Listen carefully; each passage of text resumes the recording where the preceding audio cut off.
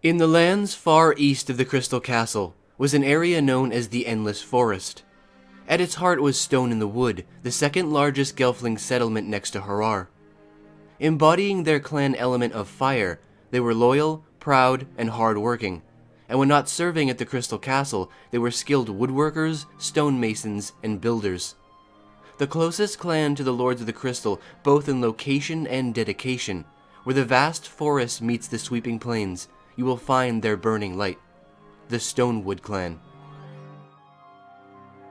The Stonewood clan may not be the oldest, but do have by far one of the most rich and deep histories of all of the clans.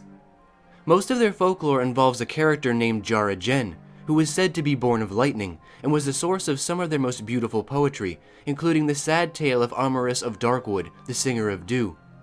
But most notably was Jara Jen's encounter and survival of Skekmal the Hunter, probably the most notable and important tale of all, and it is precisely what crafted the Stonewood's brave culture. Like all of the Gelfling clans, the Stonewood had their own very unique attributes and appearances. Most kept their dark hair longer and straight, with a few thin stray braids and rope ties.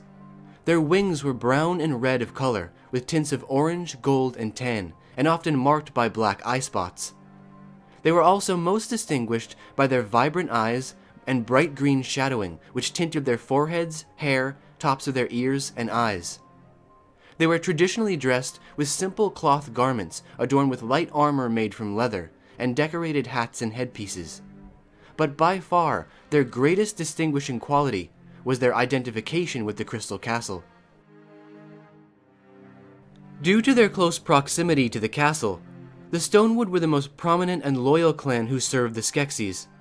In fact, a great deal were no doubt born directly into servitude, forever attached to military-minded families who prided themselves on serving the Lords of the Crystal.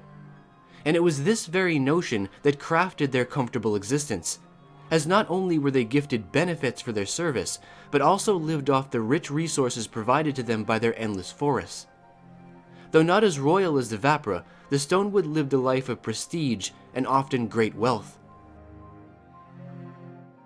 Although the Stonewood were battle-hardy and hard-nosed warriors, they were not without honor and humble emotions.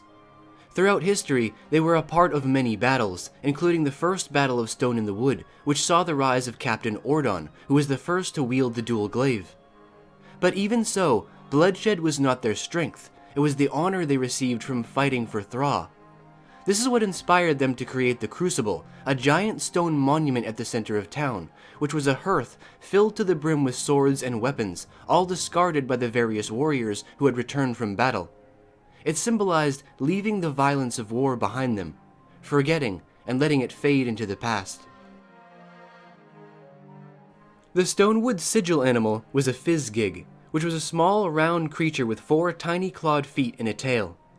They were covered in fuzzy hair, which ranged in color from light to dark brown, and had huge gaping maws full of sharp teeth. When not whining and barking with a display of awkward emotions, they could be seen rolling like a ball from place to place, their preferred method of travel. But for all of their antics, they were also fiercely loyal to their owners, like the Stonewood themselves, much like a very well-known Fizzgig called Baffy, who belonged to Madra Farah. The Stonewood's Madra was Farah, who was a strong-hearted and mighty woman, who is known to her clan as the Rock Singer. Before her ascension to the throne, Farah actually accompanied Ordon on his quest to find the Dual Glaive, having stowed away against her mother's wishes. She assisted Ordon by tending to his wounds and providing support to him throughout the rest of his journey. And upon the death of her mother, Vala, she was later crowned as the new Madra by Ordon himself at a very young age. 30 trine later, she was the only Madra brave enough to openly stand against the will of Celadon. This strong will would stay with her after she returned to Stone in the Wood to prepare for a battle with the Skeksis, which would be the beginning of the Stonewood Rebellion. Even if it went against the wishes of notable figures like Aughra, she would lead her clan into the fray with ferocity, and although she eventually did fall to the Skeksis' evil, her warrior's heart would remain a source of inspiration for her clan forever. The Stonewood clan is a very vital part of Thra's history, but also possibly the most important in the future. Because even though heroes of the past have shaped them, new heroes of the present and future now control their fate. Both Rian, the hero of the Resistance, and Jen, seemingly the only Stonewood clan member remaining by the time of the Dark Crystal, are vital to the continuation of the Gelfling, including their connection to the Wall of Destiny. For if Jen was the one prophesied to find the shard, it very well could be the Stonewood clan whose dreams were most dominant in the creation of the wall after receiving visions of what their last surviving member was to accomplish.